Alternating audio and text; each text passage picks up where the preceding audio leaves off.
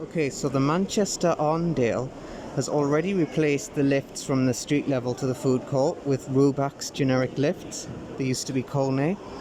And they're currently replacing the Otis 2000, which was modernised by Kone in the food court. That's also going to be a Rubax generic lift.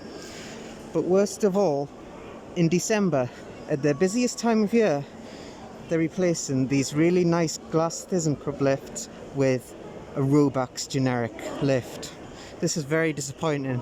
These are really nice glass lifts, but if I zoom in to you can't quite see it.